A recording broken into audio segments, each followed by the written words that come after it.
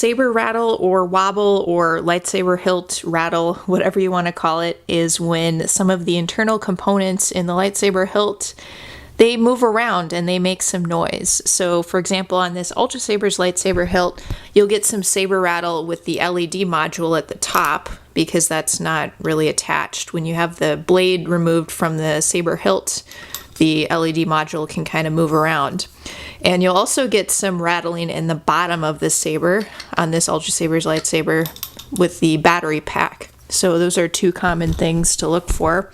And one thing you can do about the battery pack anyway is, I'll just remove this.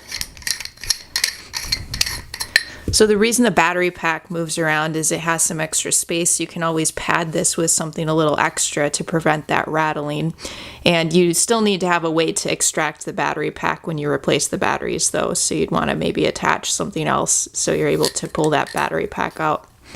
But the problem with saber rattle is that can damage your hilt over time. So it can be a serious problem, you know, aside from the nuisance of the noise. And a good thing to prevent that is if you get sabers that have a chassis on the inside with the battery pack or other components, that will keep the some of the internal components in place. And you also want to look for the use of different retention screws. So this lightsaber has a blade retention screw, but other lightsabers from other companies will also utilize other retention screws. So for example, on this hilt, this is an empty hilt, but you see there are a few different retention screw holes in the hilt too.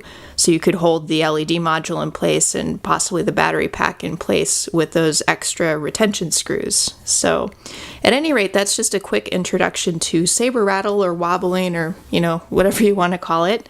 And let me know what you guys think in the comment section.